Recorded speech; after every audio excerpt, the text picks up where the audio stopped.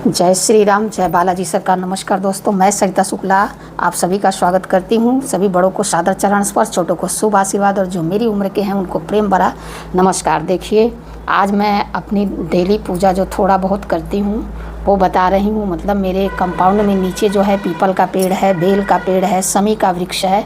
तो मैं सुबह जाती हूँ, सभी लोगों को जल देती हूँ। और आपके भी आसपास अगर ऐसा है तो बिल्कुल आपको भी जाना चाहिए और डेली जा कर के जल देना चाहिए। और पीपल के नीचे खड़े होकर के एक बार कम से कम हनुमान चालीसा का पाठ अवश्य करिए। 27 बार ओम शम शनिश्चराय नमः इस मंत्र का जाप अवश्य करिए। यह आप रेगुलर करना शुरू कर दीजिए, फिर देखिए आपके जीवन में कैसे धीरे धीरे बदलाव आएंगे। क्योंकि मैं भी बहुत ही ज़्यादा परेशान थी और अचानक मतलब मेरा जीवन ऐसा बदला कि मुझे खुद मतलब सोच के ऐसा होता है कि ऐसे कैसे हुआ। क्योंकि मैं आप लोगों को बता चुकी हूँ कि मुझे पूजा पाठ करने से बहुत ही मतलब कम उम्र में मेरे पिताजी एक्सपायर हो गए थे, तो इसलिए वो बहुत ही पूजा करते थे, इसलिए मैं पूजा पाठ से बहुत दूर रहने लगी थी। लेकिन कुछ ऐसी घटना घटी जिसकी वजह से मैं इतना मतलब जुड़ गई बालाजी से कि मैं आप लोगों को क्या बताऊँ। मेरी तो हर सांस में बस उन्हीं का सुमिरन रहता है और वही मेरी हर दुख और संकट में मेरा साथ देते हैं। तो इसलिए सबसे पहला काम देखिए, अगर आपके आसपास पीपल का वृक्ष है, चाहे बेल का वृक्ष है, चाहे शमी का वृक्ष है, तो एक काम अवश्य करिए कि डेली जल देना शुरू करिए। अगर आपके पास टाइम है तो, और नहीं टाइम है तो शनिवार और मंगलवार तो ज़रूर ही करिए। और बेल के वृक्ष के नीचे खड़े होकर के शिव चालीसा का पाठ करिए और पीपल के पेड़ के वृक्ष के नीचे खड़े होकर के हनुमान चालीसा का पाठ करिए इस प्रकार से। और उसके बाद उनके मंत्रों का जाप करिए। ओम श्री राम दूताय नमः, ओम श्री राम दूताय नमः 27 बार। यह कार्य आप करना शुरू करिए।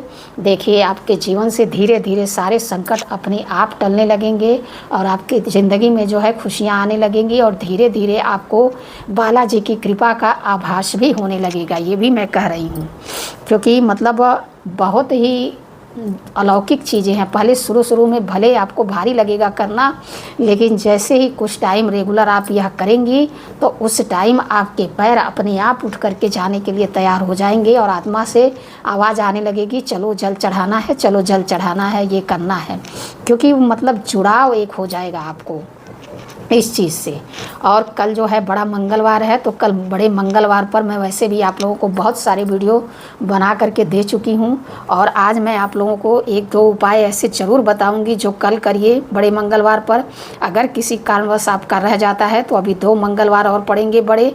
अगर मान लीजिए कि आपके घर में कोई सूतक है, पातक है, चाहे कोई ऐसी समस्या है कि आप बड़े मंगलवार में यह उपाय नहीं कर सकते हैं, तो कोई बात नहीं, अन्य मंगलवार में कर लीजिएगा, लेकिन करिएगा ज़रूर। देखिए, सबसे पहली बात, बड़े मंगलवार में अपने घर पे सुंदर कांड का पाठ अवश्य कराएं। हो सके तो 2-4 लोगों को बुला करके कराएं। अगर 2-4 लोगों को नहीं बुलाने में आप सक्षम हैं तो कोई बात नहीं, हनुमान जी को चना और गुड़ का प्रसाद रखिए और स्वयं जो है उनके सामने एक दीपक जला कर रख दीजिए और स्वयं बैठ जाइए सुंदर कांड का पाठ करने के लिए और स्वयं ही कर लीजिए। उससे भी आपको उतने ही मतलब वो चमत्कार मिलेंगे जितने कि 4 लोगों को बुलाने से मिलेंगे। हाँ, लेकिन अगर आप सक्षम है बुलाने में तो ज़रूर 2-4 लोगों को बुला करके अवश्य करिए। और अगर आप यह नहीं कर सकते तो बड़े मंगलवार के दिन कम से कम 7 बार हनुमान चालीसा का पाठ जो है अवश्य ही करिए। ये सब चीज़ें करने से जीवन में बदलाव आता ही आता है। इसका एग्जाम्पल मैं खुद हूँ। आगे मैं आप लोगों को अपनी सारी कहानी डिटेल में बताऊँगी। अभी तो मतलब आप लोग सपोर्ट करिए ताकि मैं आगे बढ़ूँ, तो आप लोगों को मतलब ऐसी अच्छी जानकारियाँ मिलेंगी कि जिसके विषय में मैं आपको बता नहीं सकती। देखिए, हम भगवान की कृपा, हनुमान जी क्या है? हनुमान जी शक्ति और भक्ति के प्रतीक हैं। उनके अंदर शक्ति भी अथाह है और भक्ति भी अथाह है। इसलिए जो उनकी पूजा अर्चना करता है उसके अंदर शक्ति और भक्ति अपने आप धीरे धीरे उत्पन्न होने लगती है। किसी को कुछ भी करने की ज़रूरत नहीं पड़ती है। अब मैं आप लोगों को एक उपाय बता रही हूँ। अगर मान लीजिए आपके घर में कोई काफ़ी दिन से बीमार है और आप उस चीज़ को लेकर के परेशान हैं, दवा दारू सब करा के थक जा रहे हैं लेकिन कोई फ़ायदा नहीं हो रहा है, तो आप जो है मंगलवार के दिन यह उपाय विशेष रूप से कर लीजिएगा। आपको क्या करना है, जैसे कि उनकी मतलब दवा की पर्ची तो होगी ही, तो दवा की जो पर्ची हो उसकी एक फ़ोटोकॉपी करा लीजिए।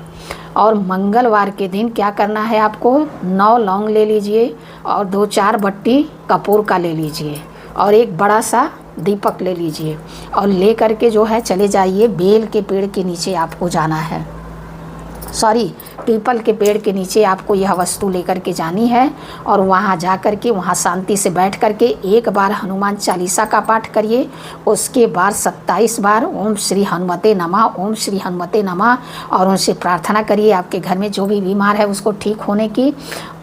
और उसके बाद आपको क्या करना है, वो जो फ़ोटोकॉपी आपने कराई है उनके दवा की, वो फ़ोटोकॉपी फोल्ड कर लीजिए, दीपक में लौंग और कपूर जलाइए और उसी में वह पर्ची जो है दवा वाली उसी में आपको जला देनी है। और जब सारी मतलब जल के एकदम राख हो जाए तो जो राख बचती है उसको जो है वहीं पीपल के पेड़ के नीचे मिट्टी के नीचे दबा दीजिए। यह उपाय करते ही आपके घर में जो बीमार होगा उसको तुरंत आराम मिलेगा और धीरे धीरे उसकी तबीयत में अपने आप सुधार होने लगेगा। यह उपाय आप अवश्य करके देखिएगा, आपको इसका लाभ अवश्य मिलेगा। देखिए, अगर आप धन से परेशान हैं, बहुत लोग कहते हैं हनुमान जी धन नहीं देते हैं। अरे हनुमान जी क्या नहीं देते हैं, पहले आप उनकी शरण में जाइए, उनके ऊपर श्रद्धा रखिए, उनके ऊपर विश्वास रखिए, आपके सारे काम हनुमान जी बनाएंगे। क्योंकि मैं बहुत लोगों से ये सुनी हूँ कि भाई हनुमान जी की पूजा करने से धन की प्राप्ति नहीं होती है। अरे क्या यह संभव है? अष्ट सिद्धि नवनिधि के दाता, असबर दीन जानकी माता। तो अगर आपको किसी भी चीज़ की ज़रूरत है तो इनके पास जाने से आपको मिलेगा ही मिलेगा।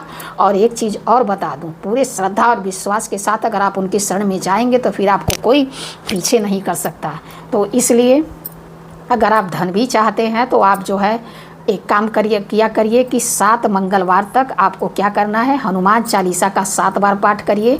उनके सामने घी का दीपक चाहे चमेली के तेल का दीपक जला करके और उनको जो है गुड़ चने का ही भोग लगाइए, गुड़ चने का भोग लगाइए, आपकी यह मनोकामना भी पूरी होगी। और एक बात मैं आप लोगों से कहना चाहूँगी, यह काम बिल्कुल मत करिए। हमारी बिल्डिंग में कोई है जो टूटा हुआ फ़ोटो ले आकर के पेड़ के नीचे, पीपल के पेड़ के नीचे रख देता है, इतने सारे दिया बत्ती सब वहीं लोग छोड़ देते हैं। ऐसा बिल्कुल नहीं करिए। अगर आपके घर में कोई फ़ोटो ख़राब हो गई हो तो उसकी पूजा नहीं हो सकती, उसको कहीं शुद्ध जगह ले जाकर के मिट्टी के नीचे दबाइए, या तो अगर आपके यहाँ जल में प्रवाहित करने की कोई व्यवस्था हो तो उसको जल में प्रवाहित करिए। पर यह काम बिल्कुल मत करिए। मैं 3-4 बार हटा चुकी, लेकिन फिर वो ले आके रख देते हैं, मैं